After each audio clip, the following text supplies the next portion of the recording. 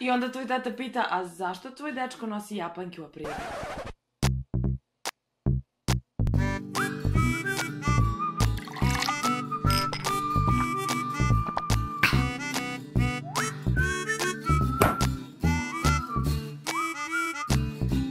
Ćao svima i dobrodošli na naš kanal Uvrnuti šotovi. Danas opet imamo naravno genijalnu temu, predivnu, sjajnu, a to su, gle čuda, muškarci. Ju, moguće!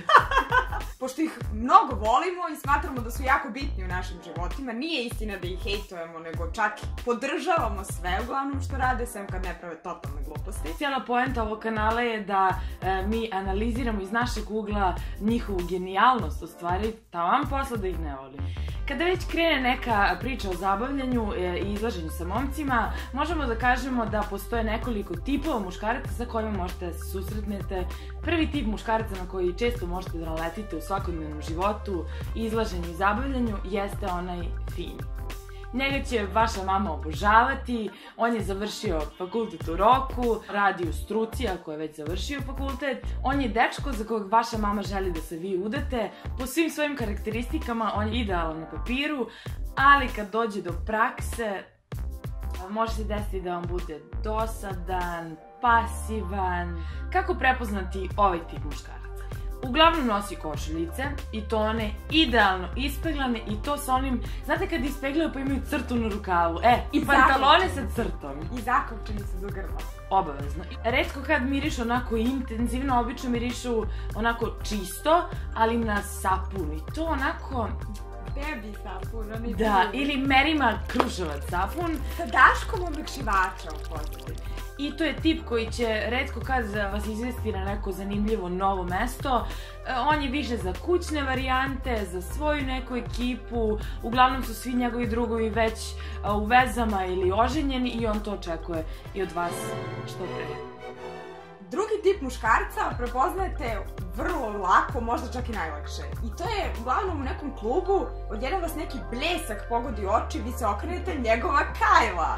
Pričamo o šabanima. Šabani su predivna jedna muška kategorija u koju se bez ikakvog razloga zaljubljujete. Diskutabilno je to predivno. I meni jesu.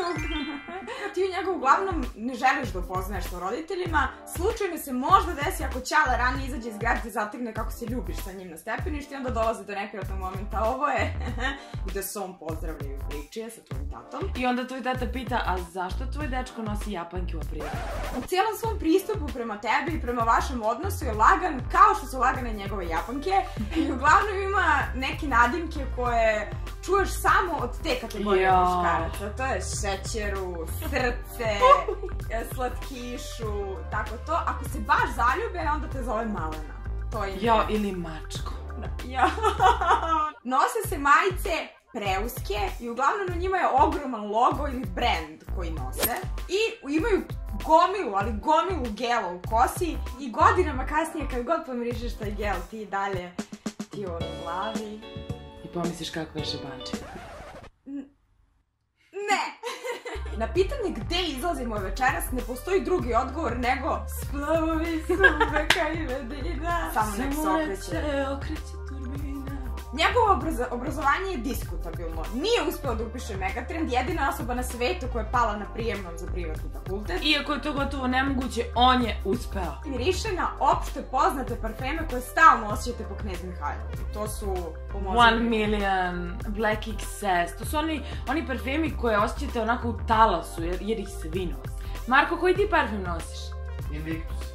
Pa si ti neki gladijator, Marko. Marko je danas gladijator, a ako želite da vidite Marka u gladijatorskoj odeći, lajkujte ovaj video. Najbitnije kod Šabana što doživotno će ostati pitanje šta je u stvari vas to privuklo kod njega. Apsolutno je nejasno i sve kod njega je nejasno, sem činjenice da se uvek savršeno ljubi.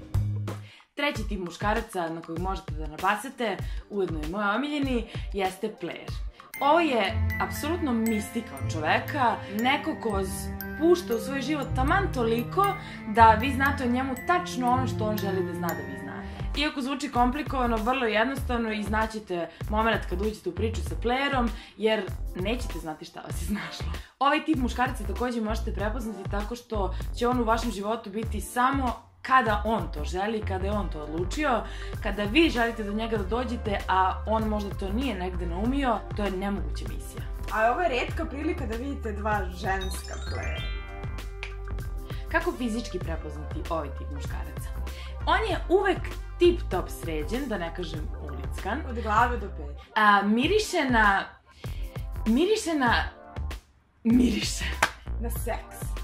On je uvek donekle rezervisan, nikada vas ne pušta skroz u svoj svet i vi nikada nećete znati šta on zapravo misli i osjeća, ali će se on svojski potruditi da vi upamtite svaki put kada ga vidite i da to prosto ne možete zaboraviti. I pijete mnogo šota od bukljaka. Sledeći tip muškarca je sportista. To je čovjek koji kada konačno odlučite da odete negde da jedete, da ne idete da se šetate, trčite ili brzo hodate, na ulasku u Mek, odlučuje da izabere salatu. Ko jede salatu u Meku? Ti ja jedem salatu u Meku. Ti si gladijator.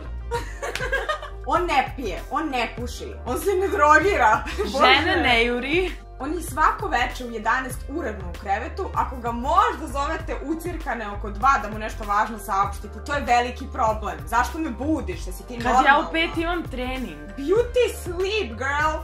Zaštitni znak je trenerka i neke uvek preskupe patike koje vlažnim maramicama čisti kada se im najmanje iskrljaju. Kada se leto završi i dođe vreme šuškavaca, to im je, mislim, omiljeni. To im je omiljeni, da. I onda mirišu na mešavinu nekog sportskog dezodoransa, kupke za bržu cirkulaciju. I breze.